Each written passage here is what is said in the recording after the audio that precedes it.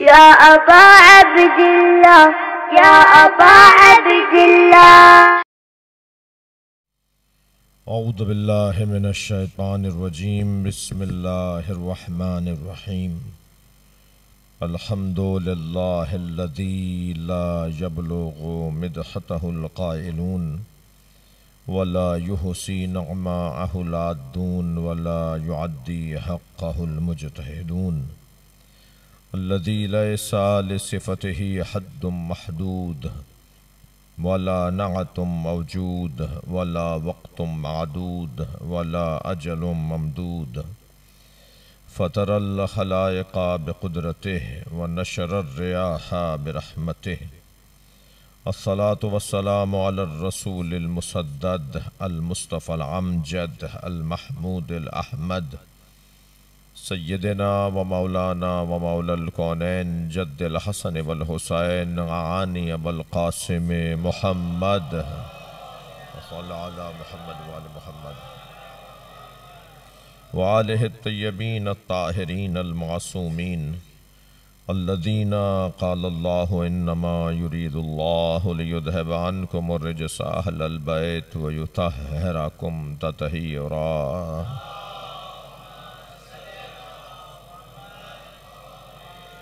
وَلَعْنَةُ اللَّهِ عَلَىٰ أَعْدَائِهِمْ أَجْمَعِينَ مِنْ يَوْمِ عَدَاوَتِهِمْ إِلَىٰ قِيَامِ يَوْمِ الدِّينِ. أَمَّا بَعْدُ. قَالَ الْحَكِيمُ فِي قُرْآنِ الْكَرِيمِ. بسم اللَّهِ الرَّحْمَٰنِ الرَّحِيمِ. يَا أَيُّهَا الَّذِينَ آمَنُوا لَا تُقَدِّمُوا بَيْنَ يَدَيِ اللَّهِ وَرَسُولِهِ وَاتَّقُوا اللَّهَ إِنَّ اللَّهَ غَفُورٌ كَرِيمٌ. یا ایہا الذین آمنوا لا ترفعوا اصواتکم فوق صوت النبی ولا تجہروا له بالقول کجہر بعضکم لبعض ان تحبط اعمالکم وانتم لا تشعرون. ان الذین یغضون اصواتهم عند رسول اللہ اولئک الذین امتحن اللہ للتقوی قلوبهم للتقوی ومغفرۃ ورزق کریم. صلوات.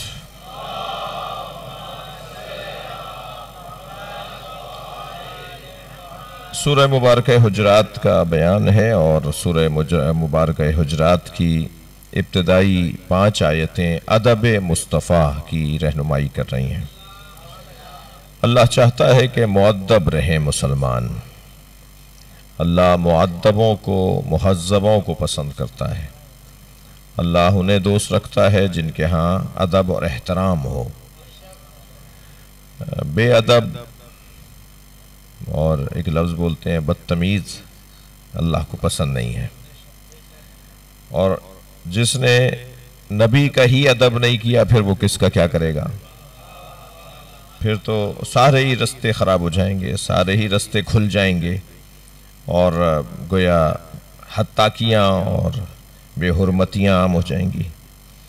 تو اللہ وہ اساسی ادب، اساسی بنیادی تہذیب عطا کر رہا ہے. اچھا، یہاں نبی کے بارے میں جب بات ہوگی تو ادب مراد لی جائے گی، اللہ کے بارے میں جب بات ہوگی تو عبادت مراد لی جائے گی. یعنی اللہ کے لیے جو ہمارا تعلق بنے گا وہ عبادت کا بنے گا، اور نبی کے ساتھ جو ہمارا تعلق بنے گا وہ ادب کا تعلق بنے گا. تو اللہ اپنی عبادت کے ساتھ مصطفیٰ کا ادب چاہتا ہے، اور اس ادب کے لیے اس نے قرآن مجید میں بہت سی ہماری رہنمائی کی. ان آیات سے پہلے مثلاً اس نے ارشاد فرمایا وَمَا آتَاكُمُ الرَّسُولُ فَخُذُوهُ، جو تمہیں رسول دے، وَمَا آتَاكُمُ الرَّسُولُ، جو تمہیں رسول دے، فَخُذُوهُ، اسے لے لو، وَمَا نَهَاكُمْ عَنْهُ فَانْتَهُوا، اور جس سے تمہیں روکے اس سے رک جاؤ. یہ نبی مکرم کے ادب سے متعلق. وہ جو دیں وہ لے لو، جو جس کو منع کریں اس سے ہاتھ اٹھا لو. پھر ارشاد فرمایا فَلَا وَرَبِّكَ لَا يُؤْمِنُونَ حَتَّى يُحَكِّمُوكَ فِي مَا شَجَرَ بَيْنَكُمْ. اے میرے نبی، تمہارے رب کی قسم، وہ شخص مومن ہی نہیں ہو سکتا جو تمہیں اپنا حکم نہ مانے ہر اس بات میں جس میں اس کا دوسرے سے اختلاف ہے. اور ثم لا یجدوا فی انفسہم حرجا مما قضیت، اور جب تم فیصلہ سنا دو تو پھر تمہارے فیصلے پہ وہ دل چھوٹا نہ کرتا ہو، اس کے دل کے اندر کوئی بات نہ آتی ہو کہ یہ فیصلہ تو میرے خلاف چلا گیا. تو فیصلہ تو ایسی ہوگا یا آپ کے یعنی ہمارے حق میں ہوتا ہے یا ہمارے خلاف ہوتا ہے. تو یہ کون سا ہنر ہے کہ میرے حق میں ہو تو میں مانوں کہ بھئی نبی کا فیصلہ ہے، اور جب میرے خلاف چلا جائے تو میں سوچنے لگوں کہ یہ میرے خلاف فیصلہ چلا گیا. تو وہ شخص مسلمان نہیں ہے، مومن نہیں ہے وہ شخص جو آپ کے فیصلے کو بلا چوں چراں، بلا تردید و تردد، بلا تذبذب اور بلا تعمل جو آپ کے فیصلے کو تسلیم نہ کرے، وہ مومن نہیں ہے. ان آیات کی روشنی میں کم سے کم ہم ایک نقطہ مرکزی کی طرف تو متوجہ ہو رہے ہیں نا، کہ اللہ ہمیں مطیع و فرما بردار دیکھنا چاہتا ہے. کل کی مجلس میں ہم نے ایک بات کی جسے آج کی مجلس سے پیوست کروں گا، اس کو جوڑوں گا، کہ فیصلہ لینے کا حق اسے ہے کہ جس کے پاس معلومات زیادہ ہے، اور جس کے پاس معلومات زیادہ ہے اس کا شعور بھی زیادہ ہے.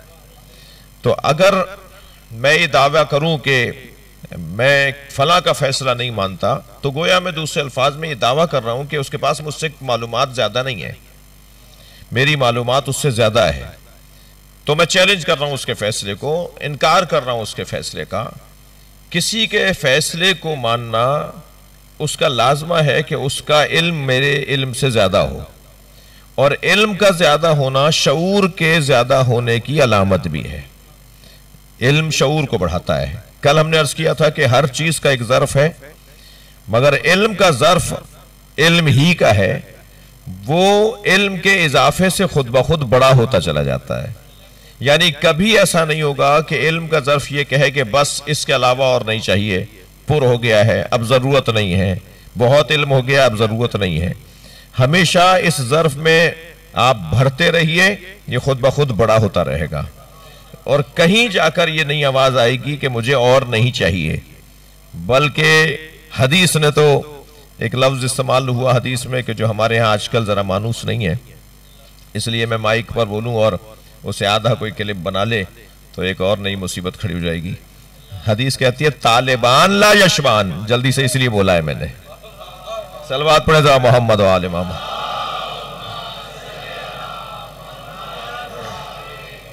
حدیث مبارکہ میں ہے طالبان لا یشبان، دو طرح کے طالب، دو طرح کے چاہنے والے، دو طرح کی خواہش رکھنے والے، کبھی ان کی خواہش پوری نہیں ہوتی. یعنی دو طالبوں کی، دو طلب کرنے والوں کا پیٹ کبھی نہیں بھرتا. طالبان لا یشبان، طالب العلم و طالب الدنیا. دنیا والے کا کبھی کے پیٹ نہیں بھرتا. موٹر سائیکل تھی تو سائیکل چاہیے، سائیکل تھی تو کار چاہیے، کار مل گئی تو وہ ایک بہت بڑی والی سواری چاہیے، وہ مل گئی تو ہیلی کاپٹر چاہیے. انہیں تو کبھی بھی ان کا پیٹ بھرتا ہی نہیں ہے. دو کمرے والے گھر کے اندر رہتے تھے، کہا بڑا گھر چاہیے، وہ گھر مل گیا، کہا اس سے بڑا گھر چاہیے، وہ مل گیا، کہا اس سے بڑا گھر چاہیے. یہ ساری دنیا کھا کے بھی، یہ ساری دنیا لے کر بھی آخر کہیں گے ہمیں اور چاہیے. تو دنیا سے کبھی بھی انسان کا پیٹ نہیں بھرتا. یہ اس کی بھوک بڑھتی رہتی ہے، اس کی بھوک بڑھتی رہتی ہے. سمندر کا پانی بھوک بڑھاتا ہے نا. تو معصوم فرماتے ہیں کہ دنیا کا پانی، دنیا کی جو لذتوں کا پانی ہے وہ سمندر کے پانی کی طرح ہے، اس سے بھوک بڑھتی ہے اور پھر وہ بیمار ہو کر آخر مر جاتا ہے. یعنی وہ یہ سمجھ رہا ہوتا ہے کہ جو چیزیں مجھے مل رہی ہیں یہ میرے لیے اچھی ہیں، نہیں، الٹا اس کے لیے وہ نقصان دہ. اسی طرح طالب علم کبھی سیر نہیں ہوتا. جی ہمیشہ اسے یہ پڑھ لوں، وہ پڑھ لوں، وہ دیکھ لوں، اور جیسے جیسے اسے اس بات کا احساس ہو کہ میں نہیں جانتا ہوں. کیونکہ علم کی تعریف ہی یہ ہے کہ جو جہل سے آشنا کرے. علم یعنی جو جہل سے آشنا کرے. جو جتنا بڑا عالم ہوتا چلا جائے گا، یعنی دانشور ہوتا چلا جائے گا، اتنا ہی اسے اپنے کم علمی کا احساس بڑھتا چلا جائے گا. اور جب اسے اپنی کم علمی کا احساس بڑھے گا تو وہ اور علم مانگے گا، اور علم مانگے گا۔ جی دنیا کے بڑے بڑے دانشور آخری سانس میں بھی اپنا علم بڑھاتے رہے، مر رہے ہیں، جان نکل رہی ہے، جان کنی کی کیفیت ہے، احتضار کا عالم ہے۔ کتنا بڑا نام ہے فارابی کا، ان کے سرہانے ایک فقیہ، ایک عالم دین، ایک علم فقہ کے عالم آئے عیادت کرنے، اور آخری وقت تھا ان کا۔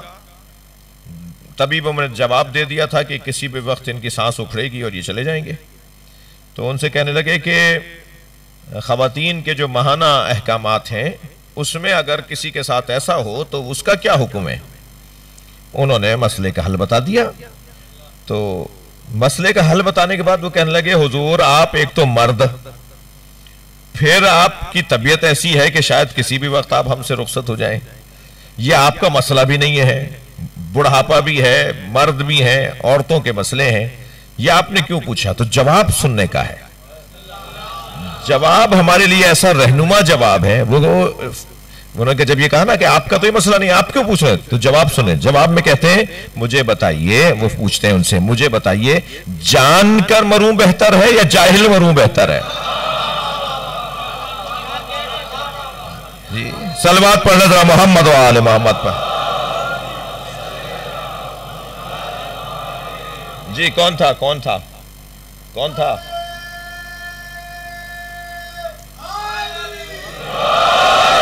آپ کا احترام ہے نا، میں نے آپ کی بات کاٹ دی تھی۔ ایک صلوات اور پڑھیں ذرا محمد۔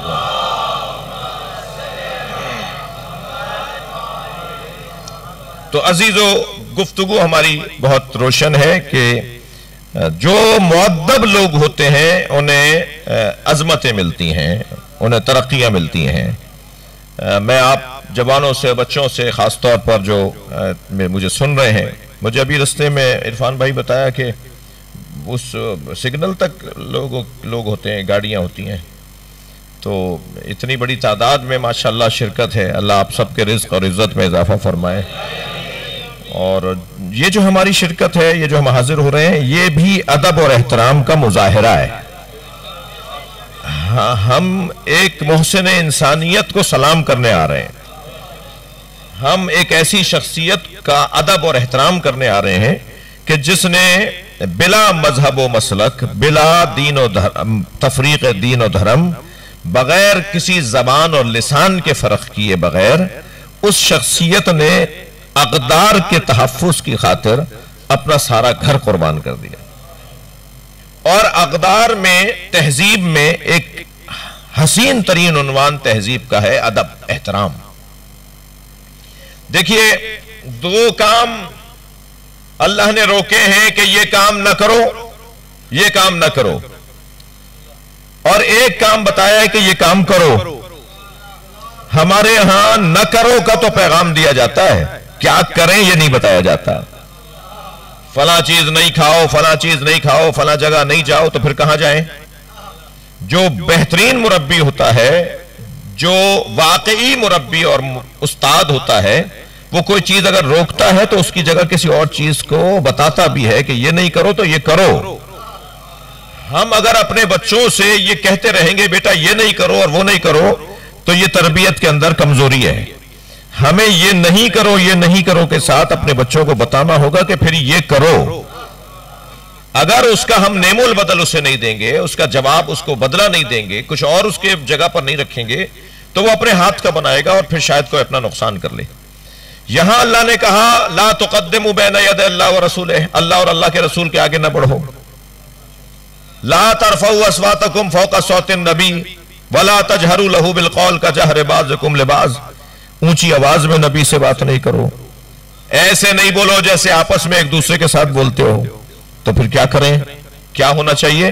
اب اس تیسری آیت کے اندر ادب مصطفیٰ کو بیان کیا جا رہا ہے، ان الذین یغضون اصواتہم عند رسول اللہ، اور وہ لوگ کہ جو اپنی آواز کو رسول اللہ کے سامنے نیچا رکھتے ہیں، دھیما رکھتے ہیں، آہستہ بولتے ہیں نبی کے سامنے، وہ جب یہ عمل انجام دے رہے ہوتے ہیں تو یہ عمل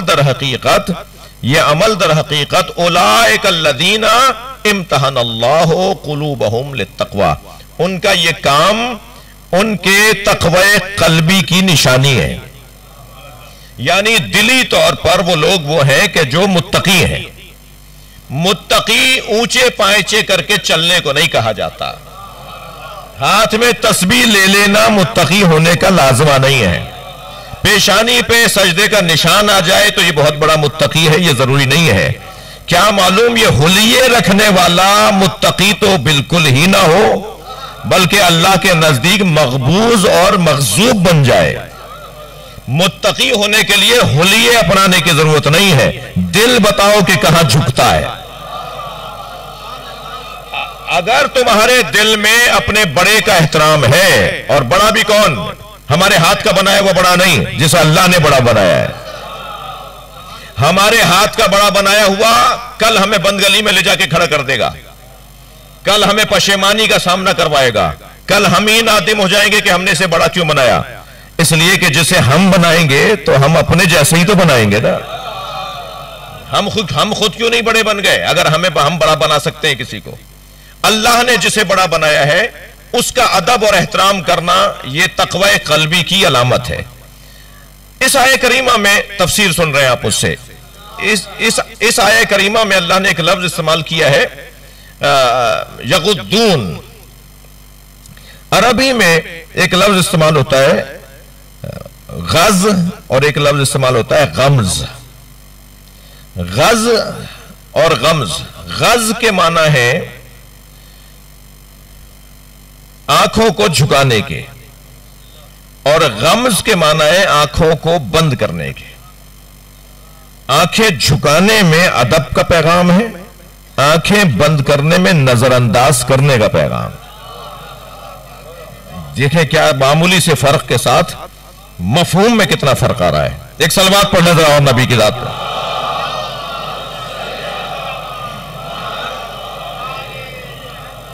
غز یعنی غزو، اب میں سہارا لے رہا ہوں اپنے اس مدعا کے اوپر۔ حدیث کہتی ہے غزو غزہ غدو ابصارکم حتی تجوز فاطمہ۔ محشر میں آواز لگائی جائے گی، منادی ندا دے گا۔ ایک صلوات اور پڑھے محمد و آل محمد۔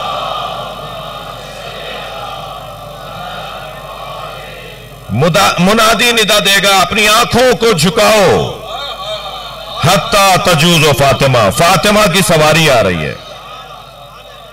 یہ سنی شیعہ نے لکھا ہے۔ یہ میں جب مجلس پڑھتا ہوں تو یہ سوچ کے کہ میرے سامعین محترم، میرے عزیز، میری جان اہل سنت بھی بیٹھے ہیں، یہ شیعوں کی ملکیت نہیں ہے یہ مجلس، یہ اہل بیت کا ذکر ہے۔ اس دروازے پر ہر اہل دل آ سکتا ہے، لہذا یہ تو بحث ہی نہیں ہے نا۔ میں بار بار اس لیے بعض اوقات بول دیتا ہوں تاکہ اپنے آپ کو بھی اور آپ کو بھی دہراتا رہوں۔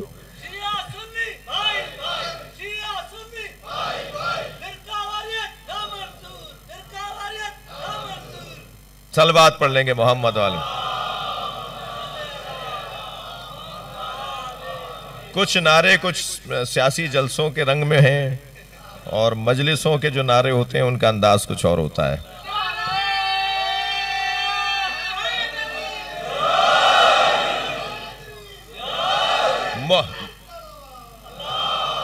اللہم صلی علی محمد وآل محمد۔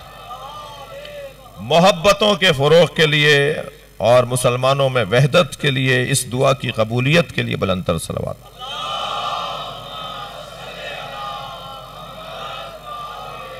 دیکھیے انسان کا تو، میں بات اپنے مضمون سے ہٹ کر کر رہا ہوں کہ انسان کا تو حسن ہی یہ ہے کہ وہ مختلف الخیال ہو اور متحد الوجود ہو۔ جی، بھائی بھائی میں اختلاف ہو سکتا ہے، سنی سنی میں ہو سکتا ہے، شیعہ شیعہ میں ہو سکتا ہے، سنی شیعہ میں ہو سکتا ہے۔ میں ابھی حضور ایک فورم پر تھا تو انہوں نے کہا جی آپ ایسے کیوں بولتے ہیں؟ میں نے کہا جی ایسے اس لیے بولتے ہیں کہ ہم شیعہ ہیں۔ اب میں آگے سے پلٹ کر آپ سے کہہ دوں کہ آپ ایسے کیوں بولتے ہیں تو آپ کہیں گے ہم سنی ہیں۔ تو وہ بریلوی ہے، وہ دیوبندی ہے، وہ سنی ہے، وہ مثال غیر مسلموں میں وہ ہندو ہے، وہ عیسائی ہے۔ وہ اگر آپ کی اس کسی حد تک جھوٹے نعرے کے چکر میں ہندو اپنے اصولوں کو چھوڑ دے تو پھر وہ ہندو کیوں ہے؟ پھر وہ مسلمان ہے نا۔ اور اگر وہ بریلوی صاحب اگر دیوبندیوں کی محبت میں اپنے اصولوں سے ہاتھ اٹھا دے تو وہ پھر بریلوی کیوں ہے؟ وہ بریلوی ہے نا وہ۔ یعنی وہ بریلوی رہتے ہوئے ضروری ہے کہ دیوبندی سے لڑے؟ ضروری تو نہیں ہے. شیعہ ہوتے ہوئے کیا ضروری ہے کہ سنی سے لڑائی ہو؟ ہم اپنے اپنے نظریات پر بھی قائم رہیں اور دوسروں کا احساس بھی رکھیں. یہ ممکن ہے. دوسروں کے جذبات اور احساسات کا خیال رکھیں، یہ ممکن ہے. اور یہ صرف پاکستان میں تو نہیں ہے مسئلہ، یہ تو پوری دنیا، اور آج کا تو نہیں ہے. 1400 سال سے مذاہب ہیں، مکاتب ہیں، اور یہ تو تھے اور رہیں گے. قرآن کی آیات کی تفسیر، تھوڑا سا اس کی آواز بہتر کروائیے گا، شروع سے میں تھوڑا سا پڑھوا دیجئے. یہ دن بڑھتے جا رہے ہیں تو گلا ہمارا خستہ ہوتا جائے گا، ہمیں سہارے کی زیادہ ضرورت پڑے گی. مختلف مسالک اور مذاہب کو، ہر ایک کو قرآن کی تفسیر کا حق ہے نا. میں ایک سرکاری پاکستان پی ٹی وی کے اوپر ایک پروگرام میں تھا، تو وہ سوال ہوا کہ جی آپ جو وضو کرتے ہیں تو آپ پانی کوہنی سے ڈالتے ہیں اور انگلیوں کے سرے تک کھینچ کر لاتے ہیں، اور اہل سنت چلو میں دیتے ہیں اور کوہنی تک لے جاتے ہیں. ایسے ہی ہے نا؟ تو آپ صحیح کرتے ہیں، یہ صحیح کرتے ہیں. تو میں نے کوئی یہ نہیں کہ وہ کوئی میں غیر ضروری اتحاد کا مظاہرہ کر رہا تھا. میں نے کہا دونوں صحیح کرتے ہیں. کہنے دونوں کیسے صحیح کرتے ہیں؟ میں نے کہا ایک قرآن کی آیت فَاغْسِلُوا وُجُوهَكُمْ وَأَيْدِيَكُمْ إِلَى الْمَرَافِقِ، جی اس آیہ کریمہ سے دھو وضو میں اپنے چہرے کو، اور فَاغْسِلُوا وُجُوهَكُمْ وَأَيْدِيَكُمْ اپنے چہروں کو دھو اور اپنے ہاتھوں کو دھو کوہنیوں سمیت. ہم اِلَى الْمَرَافِقِ کا ترجمہ کرتے ہیں کوہنیوں سمیت، ہمارے بھائی ترجمہ کرتے ہیں کوہنیوں تک. تو وہ جب کوہنیوں تک کا ترجمہ کریں گے، تک کا ترجمہ بھی صحیح ہے، سمیت کا ترجمہ بھی صحیح ہے. تک کا جب ترجمہ وہ کریں گے، دیکھیں ابھی میں ترجمہ اور قرآن کی آیت کی بات کر رہا ہوں، اہل بیت کے روش کی اوپر بات بعد میں کروں گا. اہل بیت نے وضو کیسا کیا ہے وہ ایک اور دوسری گفتگو شروع ہوگی. ذرا صلوات پڑھیں محمد و آل محمد.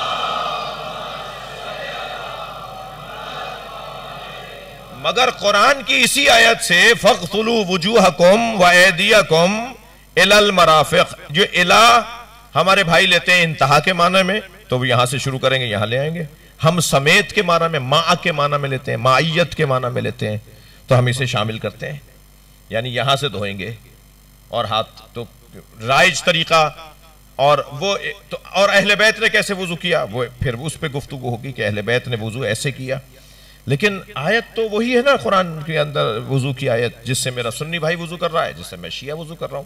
تو آیت کی تشریح کرنا، آیت کی تفسیر کرنا، تو ہر ایک کو اپنے مسلک کے مطابق اجازت ہے. اور پھر یہ اجتہادی مسائل ہیں، اصولی مسائل پر بات ہونی چاہیے نا. میں لڑتا رہوں کہ وضو تمہارا غلط، ہاتھ کھول کے میں صحیح، مسح کرنا تمہارا غلط، پیر دھونا ان کا صحیح، اس کا کیا فائدہ ہوگا جب تک کہ علی سمجھ میں نہ آئے، جب تک کہ اللہ سمجھ میں نہ آئے، جب تک کہ عدل الہی سمجھ میں نہ آئے، جب تک کہ رسالت مآب سمجھ میں نہ آئے. قیامت سمجھ میں آئے گی تب جا کر ان باتوں کا فائدہ ہے. یہ جزوی مسائل ہیں، یہ اجتہادی مسائل ہیں. ہماری قوم نے، یعنی ہم لوگوں نے مزاجاً اجتہادی مسائل میں اور جزوی مسائل میں اتنا اپنے آپ کو مصروف کیا کہ وہ اساسی اور بنیادی مسائل کی طرف توجہ ہٹنا شروع ہو گئی. ادب اگر واضح ہو جائے، توجہ چاہوں گا، سرکار کا احترام اگر بحال ہو جائے. میں تو کچھ عرصے سے ناموس مصطفیٰ، ناموس مصطفیٰ کے نعرے سن کر ذرا خوشی سی محسوس کر رہا ہوں کہ پاکستان میں ناموس مصطفیٰ پہ گفتگو شروع ہوئی. ہم تو 1400 سال سے مجلس ہی ناموس مصطفیٰ کی وجہ سے کر رہے ہیں. صلوات پڑھیں محمد و آل محمد پر.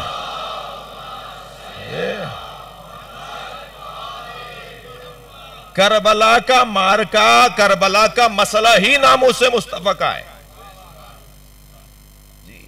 کیا ہوا ہے مصطفیٰ کے ساتھ؟ کیا ہوا ہے آل مصطفیٰ کے ساتھ؟ ادب مصطفیٰ. جب سرکار کا نام آتا تھا نا، میں مصائب نہیں پڑھ رہا، لیکن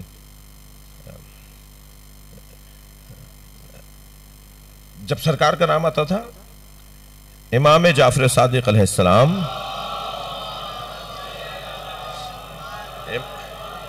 امام جعفر صادق کے سامنے جب نبی کا نام لیا جاتا تھا تو حضرت اپنی مکمل گردن کو جھکا دیتے تھے اور گویا بالکل جیسے ایک رکوع کی کیفیت میں کوئی جاتا ہے نا، اس کیفیت میں اپنے آپ کو جھکاتے تھے نبی کا نام آنے پر، اور تلقین فرماتے تھے کہ بغیر وضو کے محمد نہ پکارا کرو۔ مجھے بہت اچھے لگتے ہیں ہمارے وہ سنی بھائی، جب نبی کا نام آتا ہے تو اپنے دونوں ہاتھوں کا بوسہ لیتے ہیں، آنکھوں سے لگاتے ہیں، مجھے اچھے لگتے ہیں۔ کیا کر رہے ہیں؟ وہ ادب کا اظہار کر رہے ہیں نا، ٹھیک ہے، ان کا وہ انداز ہے، ادب تو وہ بھی کر رہے ہیں نا۔ کیا کر رہے ہیں وہ؟ یہ بعض لوگ تو یہ بھائی وہ کلپ بار بار وائرل کرنا کہ وہ ٹرین چل رہی تھی تو کچھ نمازی پلیٹ فارم پہ نماز پڑھ رہے تھے، اور جیسے ہی پہلی رکعت ہوئی اور ٹرین چلنا شروع ہوئی تو انہوں نے دوسری رکعت تیزی تیزی سے پڑھی اور تیسری رکعت تو ویسے ہی چھوڑ کے چڑھ گئے، اور پھر معلوم ہوا جی اس کلپ کو وائرل کیا جا رہا ہے۔ خدا کے واسطے اس کلپ کو وائرل کرنے سے جہاں کسی کے بھاگتا ہوا دیکھ کر کسی کو خوشی ہو رہی ہے، وہاں نماز کی بھی تو توہین ہو رہی ہے جی۔ یہ کلپ کیوں عام کر رہے ہو؟ اس پہ خوش کیوں ہو رہے ہو؟ یہ کوئی ہندوستان کی ٹرین تھی؟ اگر ساری ٹرین نماز پڑھ رہی ہوتی تو مجال تھی کہ ٹرین چلتی۔ جو بیچارے نماز پڑھ رہے ہیں ان کی توہین کی جا رہی ہے۔ ہمارے ہاں عبادات، ہمارے ہاں معاملات، اور خاص طور پر اپنی پسند سے جو رویے اپنائے جا رہے ہیں اس سے توہین کے پہلو اور کوئی سمجھانے والا اور بتانے والا نہیں ہے۔ نبی کا ادب، نبی کا احترام، اللہ چاہتا یہ ہے کہ پہلے اس اصلی اور اساسی ادب کو بحال کرو، پھر خود بخود نیچے کا ادب ہونا شروع ہو جائے گا۔ اشارتن گلا کروں گا، اشارتن گلا کروں گا، مسلمان کسی طرح صحابی محترم کی توہین نہ ہو، اس کے لیے تو سارا زور لگا رہے ہیں، مگر صحابی کی توہین بچانے کے لیے نبی کی ہوتی رہے اس پر فکر نہیں ہے۔ اگر کوئی صحابی محترم، کوئی بھی شخصیت تاریخی کوئی ایسی بات کر رہا ہے کہ جو نبی مکرم کے بارے میں شایع نشان نہیں ہے، اور اسے اگر آپ نے کہہ دیا کہ یہ غلط کہا ہے، تو وہ صحابی بھائی وہ صحابی کے نام پہ جو تم ایک توہین بتا رہے ہو، کتنی روایات آپ کو دکھا دیں ہم سیاہ ستہ کے اندر اور کتب روائی اور کتب حدیث کے اندر جو توہین سے بھری ہوئی ہیں۔ ادب مصطفیٰ اللہ چاہتا ہے، اللہ نبی کی بے ادبی نہیں چاہتا۔ اور جب نبی کا ادب ہو جائے گا تو پھر مولا علی کا ادب، پھر ازواج مطہرات کا ادب، پھر صحابہ کرام کا ادب، اور پھر قلب مومن کا ادب۔ خانہ کعبہ سے محترم ہے یہ مومن، جس کا دل دکھاتے ہوئے انسان ٹس سے مس نہیں ہوتا، اس پہ کوئی اثر ہی نہیں پڑتا، اور وہ مومن کا دل دکھا دیتا ہے۔ یہ نیچے تک فہرست چلی آئے گی کہ کس کس کا ادب کرنا ہے۔ خواتین جب معاشرے میں مثلاً بے پردہ ہو کر باہر آئیں اور کوئی پردے کے حوالے سے پریشان ہو رہا ہو تو یہ ان کی بے ادبی نہیں ہو رہی ہے، ان کی آبرو بڑھانے کے لیے کہا جاتا ہے۔ یعنی اسلام نے حجاب رکھا ہی آبرو بڑھانے کے لیے، خواتین کا ادب بحال کروانے کے لیے۔ اچھا، انہیں یہ تو یاد آ جاتا ہے کہ مردوں کو آنکھوں کا پردہ کرنا چاہیے۔ ہاں، قرآن مجید نے مردوں کو بھی کہا ہے کہ تمہیں کیا کرنا ہے۔ قرآن مجید نے کہا ہے قُل لِّلْمُؤْمِنِينَ، اچھا یہی لفظ وہاں پر بھی استعمال ہوا ہے، غُضُّوا مِنْ أَبْصَارِهِمْ، اے میرے حبیب مومنین سے کہہ دو کہ جب نامحرم کو دیکھا کریں تو اپنی آنکھوں کو جھکا لیا کریں۔ تو اللہ نے مومنین سے تو کہا ہے آنکھیں جھکا لو، غیر مومن کیا کریں گے ان خواتین کے ساتھ جو بغیر پردے کے آ رہی ہیں؟ مومنین کی تو اللہ نے ضمانت لے لی، غیر مومنوں سے کیسے بچیں گی؟ اچھا، وہاں خواتین کی آبرو بڑھانے کے لیے، احترام بڑھانے کے لیے، یعنی میں کہنا یہ چاہ رہا ہوں کہ پردہ گھٹن نہیں ہے، آبرو ہے۔ حجاب تنگ نظری نہیں ہے، عزت ہے۔ ہر وہ چیز جو قیمتی ہوتی ہے اسے غلاف میں رکھا جاتا ہے۔ اللہ خواتین کو غلاف میں رکھنا چاہتا ہے، یہ تنگ نظری نہیں ہے۔ اور ہرگز یہ بھی نہیں کہا کہ پڑھنے کے لیے کالجوں میں اور یونیورسٹیوں میں نہ جاؤ، نوکریاں نہ کرو۔ نہیں، ممکن ہے کہ انسان ایسی جگہ جائے اور اپنی آبرو بھی بچاتا رہے، اپنی احترام کو بھی محفوظ رکھے۔ تو رسول اللہ کے ادب سے لے کر نیچے تک امت کا ادب اور احترام پروردگار عالم چاہتا ہے۔ اور یاد رہے میرے محترم سننے والوں کہ یہ دل بتائے گا، یہ نیت بتائے گی کہ عمل کس نوعیت اور کس کیفیت کا ہے۔ ہر جھکتا ہوا سر عبادت کے لیے نہیں ہے، بلکہ نیت ہے کہ جو بتائے گی کہ یہ عبادت کے لیے جھک رہا ہے یا یہ تعظیم کے لیے جھک رہا ہے۔ عبادت صرف اللہ کی ہے اور تعظیم ہر اس وجود کی ہے جسے اللہ کا پتہ بتایا ہو۔ والدین کیونکہ اللہ کا پتہ بتاتے ہیں، والدین کیونکہ اللہ سے آشنا کرتے ہیں، اس لیے ان کی تعظیم لازم ہے۔ عبادت صرف اللہ کی ہے۔ اگر بارگاہ اہل بیت میں ہم گردن جھکا کے کھڑے ہیں تو اس وجہ سے نہیں کہ ہم ان کی عبادت کر رہے ہیں، اس لیے کہ انہوں نے ہمیں اللہ کا پتہ بتایا ہے۔ ہم آج، میری اور آپ کی تو کوئی حیثیت نہیں ہے، مجھے معاف کیجئے گا، میں اپنی کہہ دیتا ہوں، میری کوئی حیثیت نہیں ہے۔ فرشتوں کو بھی سجدہ جنہوں نے سکھایا ہے، اللہ کا پتہ انہوں نے بتایا ہے، اور پھر فرماتے ہیں لولا نحنو، اگر ہم نہ ہوتے ما عبد اللہ، تو اللہ کی عبادت بھی نہ ہوتی۔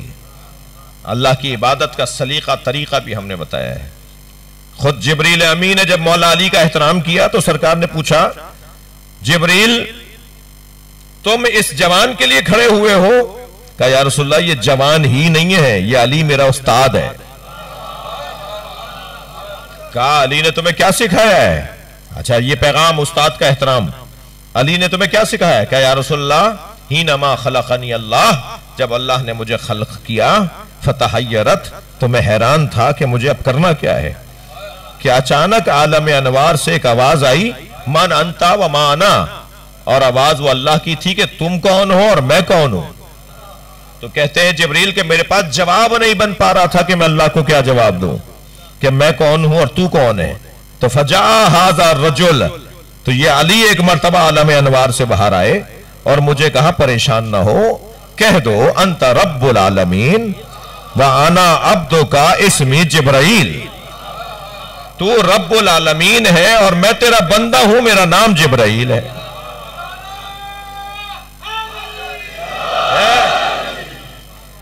ادب اور احترام، استاد کا ادب احترام۔ مجھے اب آپ کی اصلی پیغام پہنچ گیا تو مجھے ایک حسین روایت اور سنانے دیجئے۔ یہ جو گھرانہ ہے نا، یہ سب کی خلقت، یعنی امام حسن کے نور سے اللہ نے فرشتوں کو بنایا ہے، امام حسین کے نور سے اللہ نے جنت کو بنایا ہے، جناب زہرا کے نور سے اللہ نے سورج اور چاند کو بنایا ہے، مولا علی کے نور سے اللہ نے آسمانوں کو بنایا ہے، اور مولا نبی کی وجہ سے اللہ نے پنجتن کو بنایا ہے۔ یعنی جن کی وجہ سے اللہ نے ساری کائنات بنائی ہے وہ بے طفیل محمد مصطفیٰ بنے ہیں، سرکار کی وجہ سے بنے ہیں۔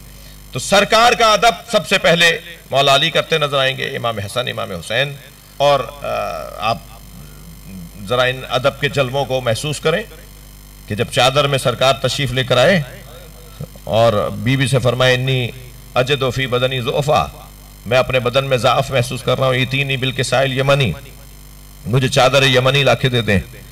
تو بی بی نے نبی مکرم کو چادر دی۔ آپ ذرا ایک مرتبہ اس نیت سے حدیث قصہ کو پڑھیے گا کہ مکمل حدیث قصہ ادب اہل بیت کا ایک مکمل درس ہے کہ کیسے جناب زہرا نبی سے بات کرتی ہیں اور نبی جناب زہرا سے کیسے بات کرتے ہیں۔ معمولاً باپ بیٹیوں سے اس ادب سے بات نہیں کرتا جس احترام سے نبی جناب زہرا سے بات کرتے ہیں۔ معمولاً بچوں سے نانا اور دادا ایسے نہیں بولتے جیسے یہاں بولا جا رہا ہے، اور ان بچوں کا بھی انداز دیکھیے، وہ کہہ رہے ہیں قرۃ عینی ثمرۃ فؤادی، میوہ دل، میری راحت جان، اور وہ فرما رہے ہیں انی اشم عندک رائحۃ طیبہ، میں نانا کی خوشبو جو ایسی خوشبو ہے جو ان کے علاوہ کسی میں سے آتی نہیں ہے وہ سونگ رہا ہوں۔ تو یہ ادب. اور پھر پوچھ رہے ہیں میں آ جاؤں چادر کے اندر. یہاں معاف کیجئے گا مجھے کہ بعض اوقات ہم تو اس منظر کو دیکھ رہے ہوتے ہیں کہ لوگ ایک دوسرے سے اجازت ہی نہیں لے رہے ہوتے، مگر یہاں حسنین چادر میں جاتے ہوئے نبی سے اجازت مانگ رہے ہیں اور نبی بھی اجازت دے رہے ہیں. اور عجیب منظر ہے، آئے تھے آرام کرنے کے لیے اور سیدہ بچوں کو جانے دے رہی ہیں. فرض محال کو فرض کر لیتے ہیں کہ سیدہ کو پتا تھا نبی آرام کرنے آئے ہیں، بچوں کو نہیں پتا تھا تو روک دیتی نا کہ نانا آرام کر رہے ہیں. اچھا چلیں بچے آ گئے، پھر مولا علی کو بھی جانے دیا. اور پھر آپ کو تو بھی پتا تھا کہ آپ سے چادر مانگی تھی کہ میں آرام کرنے آیا ہوں، آپ کو تو پتا تھا کہ آرام کرنے آئے ہیں، مگر جناب زہرا بھی چادر میں آ گئی. پیغام یہ ہے کہ یہ جو نبی کے بدن میں ضعف تھا نا، یہ دور ہی تب ہوگا جب اجزائے نبوت جمع ہو جائیں گے. صلوات پڑھیں محمد و آل محمد.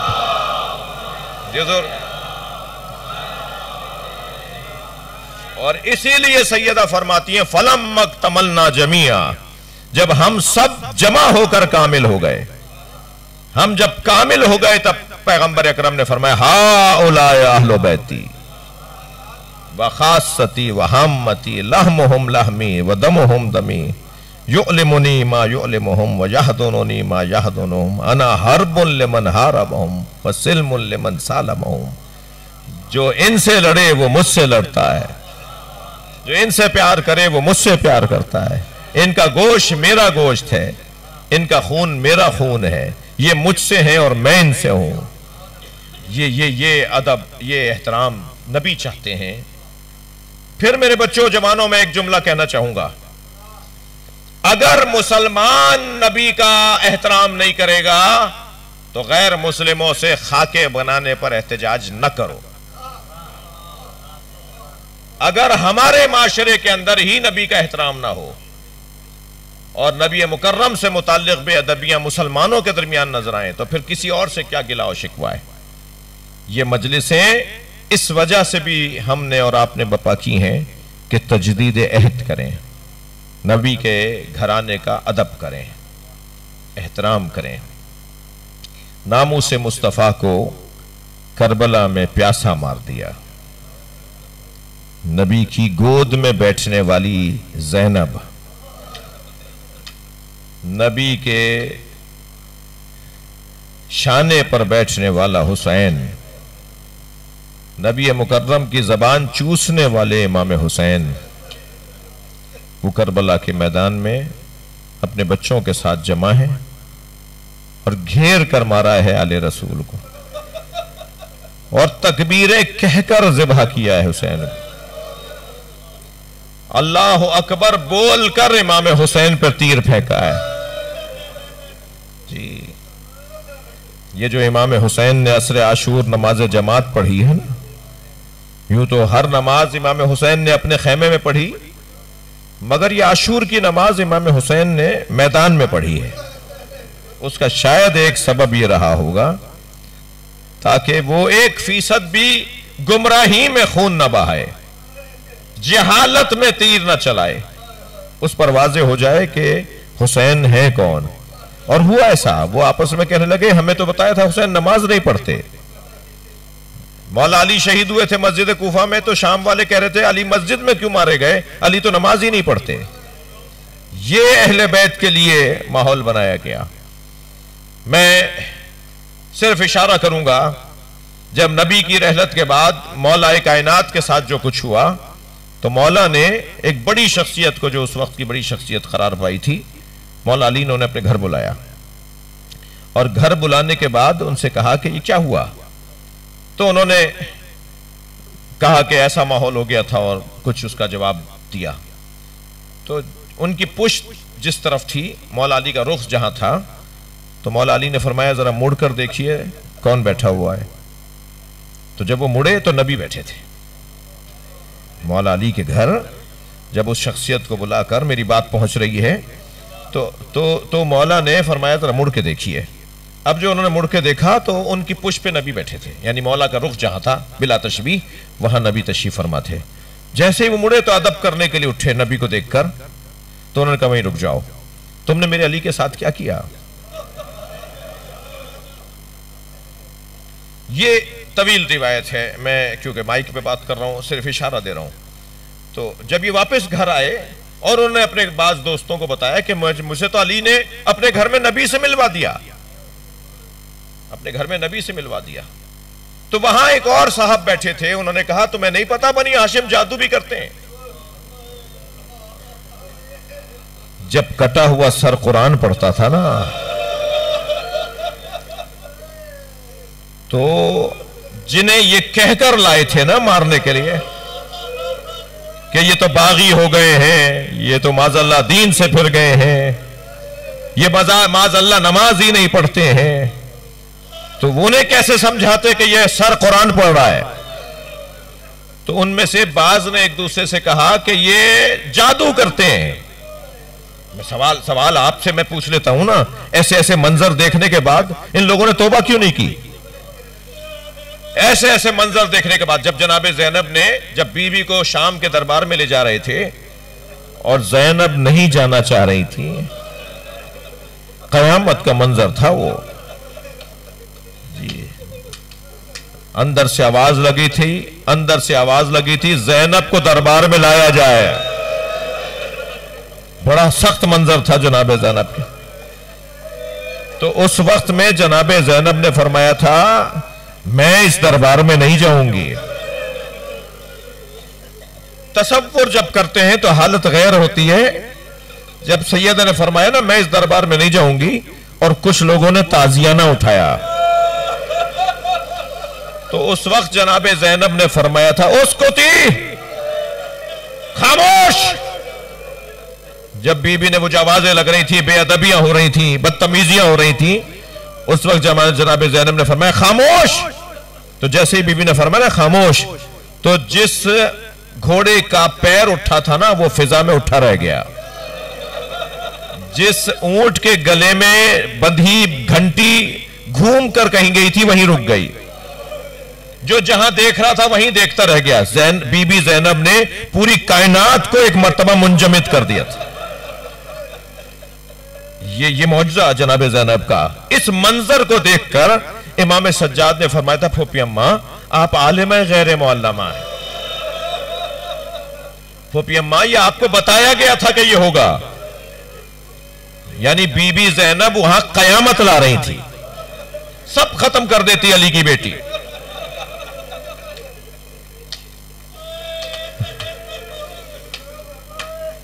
پھر بھی ایسے منظر دیکھ کر کہتے تھے اہل بیت تو جادو کرتے ہیں معاذ اللہ.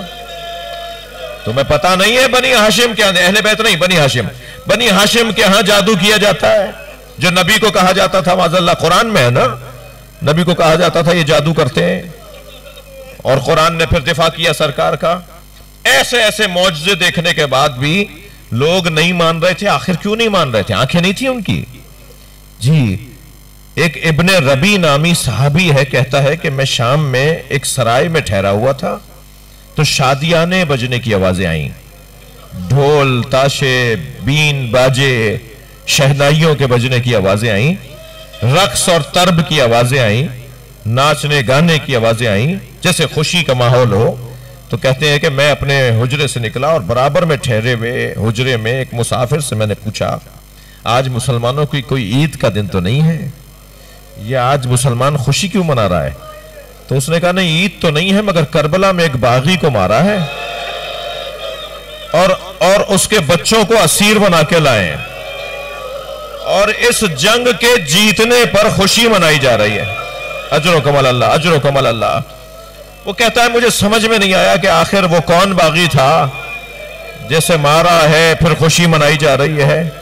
کہتا ہے میں اپنے سرائے سے باہر آیا تو میں نے کیا منظر دیکھا، کچھ کٹے ہوئے سر ہیں جو نیزوں کی انیوں پر ہیں، ایک بیمار و ناتوان ہے جس کے ہاتھوں میں ہتھکڑیاں پیروں میں بیڑیاں ہیں، وہ آگے آگے چل رہا ہے، اور کچھ بیبیاں اور بچیاں ہیں جنہیں ہاتھوں میں رسی باندھ کر اسیر بنا کر کھینچ کھینچ کے لا رہے ہیں.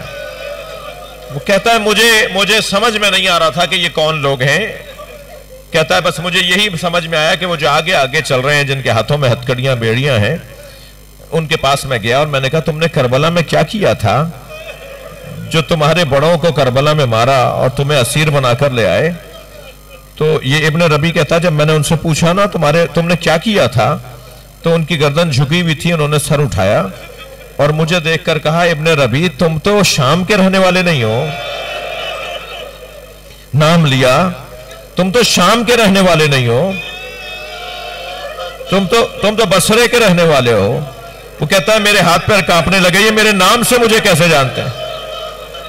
تو میں نے کہا آپ کون ہیں جو آپ مجھے میرے نام سے جانتے ہیں، میرا علاقہ جانتے ہیں؟ تو انہوں نے کہا میں علی زین العابدین ہوں، اور وہ جو کربلا میں جسے تم نے سنا کہ مار دیا گیا وہ میرے بابا حسین ہیں، اور وہ جو نیزے کی انی پر قرآن کی تلاوت کرنے والا کٹا ہوا سر ہے، یہ انہی حسین میرے بابا حسین کا سر ہے۔ اور مزید نہ پوچھنا ان بیویوں میں میری پھوپھیاں بھی ہیں، اہل بیت کے حرم بھی ہیں۔ ابن ربی کہتا ہے کہ مجھ سے برداشت نہیں ہو رہا تھا یہ منظر، مگر میرے ذہن میں اس وقت یہی آیا کہ میں امام سجاد سے پوچھوں مولا میرے لیے کوئی خدمت ہے؟ مولا بتائیں میں آپ کے کیا کام آ سکتا ہوں؟ اللہ کسی کریم کو یہ دن نہ دکھائے، جو بڑا آدمی ہوتا ہے نا، جو بخشنے والا عطا کرنے والا ہوتا ہے، اس کے لیے یہ بڑا سخت مرحلہ ہوتا ہے۔ جب اس نے کہا نا آپ میرے لیے حکم کریں میں آپ کے کیا کام آ سکتا ہوں، تو امام نے فرمایا تمہارے پاس پیسے کتنے ہیں؟ کہنے لگا مولا 2000 درہم ہیں۔ تو حضرت نے فرمایا جاؤ کچھ چادریں خرید کر لے آؤ، اجرکم اللہ، اجرکم اللہ۔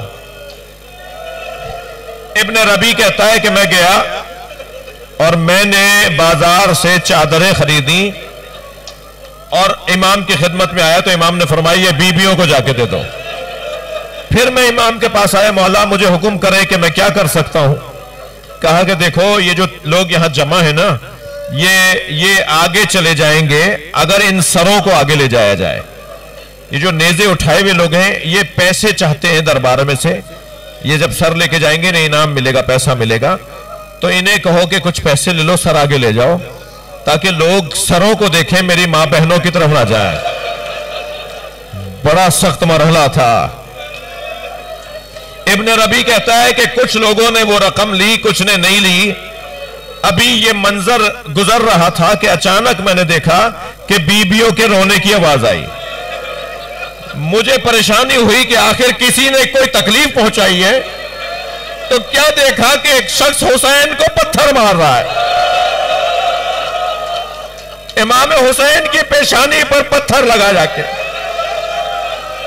ابن ربی کہتا ہے اب مجھ سے برداشت نہیں ہوا، کہتا ہے میں نے تلوار نکالی اور اس کی طرف بڑھنے لگا جو پتھر مار رہا تھا، تو امام سجاد کی آواز آئی ابن ربی رکو۔ میں نے مڑ کر دیکھا امام کی طرف، تو امام کا ایک جملہ، ابھی میں وہ جملہ آپ کو سنا رہا ہوں، عجیب جملہ ہے۔ امام سجاد نے ابن ربی سے کہا ابن ربی تم سے ایک پتھر برداشت نہیں ہو رہا، ہم کربلا سے پتھر کھاتے آ رہے ہیں، ہمیں آگے جانے دو۔ اجرکم اللہ۔ آج آپ نے گریہ کر لیا، آنکھوں میں آنسو آ گئے، یہ جو آپ کے آنسو ہیں نا یہ جناب زینب کو سلام ہے، یہ سارا مجمع سلامی پیش کر رہا ہے نبی زادیوں کو۔ حق ہے ایسے ہی رونے کا۔ چلیے کربلا میں، کربلا چلیے، آج 5 محرم ہے۔ ان ماؤں پر سلام جنہوں نے اپنے بچے قربان کیے، ان ماؤں پر سلام جنہوں نے اپنے بچے قربان کیے۔ کربلا میں 9 مائیں ہیں جنہوں نے اپنے بچے قربان کیے ہیں۔ ایک ماں تو وہ ہے کہ جس نے اپنے بچوں کے جنازے بھی نہیں دیکھے، روزانہ جنت البقیع میں جا کر انگشت شہادت سے 4 قبروں کے نشان بناتی ہیں اور پھر کہتی ہیں لا تدعو ام البنین، مجھے ام البنین مت پکارا کرو۔ ام البنین تو بیٹوں کی ماں کو کہا جاتا ہے، میرے وہ بیٹے کہاں ہیں جن کی میں ماں ہوں؟ ایک ماں جناب ام البنین ہے، دوسری ماں کا نام بتاؤں؟ جو ایک ٹیلے پہ کھڑی بچے کو ذبح ہوتے دیکھ رہی ہے، اور وہ ماں مادر وہب کلبی، جب اس شہید کا سر اس کے قاتل نے بالوں سے پکڑ کر اس ماں کی طرف بڑھنے لگا نا، جو ماں کھڑی دیکھ رہی تھی، تو منظر بڑا عجیب ہے تاریخ کربلا میں۔ کوئی اور ہوتا کہیں اور ہوتا، یا کوئی اور اگر سوچے تو شاید یہ دیکھ کر مر جاتی، مگر ماں جیسے شیرنی کھڑی ہو، اس نے قریب آ کر وہ سر اس ماں کی طرف پھینکا، اسی کے بیٹے کا حضرت عبداللہ ابن وہب کلبی کا سر اس کی ماں کی طرف پھینکا۔ وہ بی بی مادر وہب کلبی اس ٹیلے سے اتری، سر کو اٹھایا، پیشانی کا بوسہ دیا، اور اسی طاقت سے دوبارہ لشکر یزید کی طرف پھینکا، اور پھینکتے ہوئے کہا اسے میں نے حسین پہ صدقہ کر دیا۔ آدھا یزیدی لشکر اسی وقت ہار گیا تھا جب ایک ماں نے یہ اپنی بہادری دکھائی، میں نے اسے حسین پہ صدقہ کر دیا۔ میں کس ماں کا تذکرہ کروں؟ وہ ماں جو رات کو بیٹھی جھولا جھلا رہی ہے، وہ ماں جو علی اکبر کو بیٹھی سمجھا رہی ہے۔ مجھے تو آج کی 5 محرم کی مجلس میں آپ کے ساتھ مل کر اس ماں کو سلام کرنا ہے جس نے اپنے 2 بچے قربان کیے، مگر کبھی اپنے بچوں پہ گریہ نہیں کیا۔ جب کبھی اون و محمد کے کٹے ہوئے سر نظر آتے تھے، اپنا چہرہ موڑ لیتی تھی کہ اگر مجھے روتے ہوئے ام لیلہ نے دیکھ لیا، اگر مجھے روتے ہوئے ام رباب نے دیکھ لیا، تو ان کے لیے سہارا کون بنے گا؟ بہت گریہ کر لیا، اللہ آپ کو اس کا اجر و ثواب عطا فرمائے۔ جو سارے رستے بچوں کے کٹے سر دیکھ دیکھ کر منہ موڑ موڑ کر روتی رہی، اس سینے میں ماں کا کلیجہ تھا۔ وہ جب مدینہ پہنچی نا، 2 خالی بستروں کو بچھا ہوا دیکھا، صحن میں بیٹھ کر بلند آواز سے گریہ کیا۔ حضرت عبداللہ قریب آ کے بیٹھے، فرمانے لگے تم کس پہ رو رہی ہو؟ کہا عبداللہ میں تمہاری زوجہ زینب ہوں۔ جب اون و محمد کے لاشیں آئے تھے تو میرے بھائی حسین نے مجھے بتایا کہ اون میں دم ہے، اون ابھی تمہارا پوچھ رہا تھا۔ میں نے جب گود میں لیا تو اس نے 2 ہی باتیں کی، اور میرا محمد، میرا اون 2 باتیں کر کے دنیا سے چلا گیا۔ اس نے پہلی بات تو یہ کی اماں آپ ہم سے راضی ہو، اور اس نے دوسری بات یہ کی اماں جب مدینے جائیے گا بابا عبداللہ کو سلام کہیے گا آپ کے بچوں نے ماموں پہ جان قربان کر دی۔ الا لعنت اللہ علی قوم الظالمین۔ یا حسین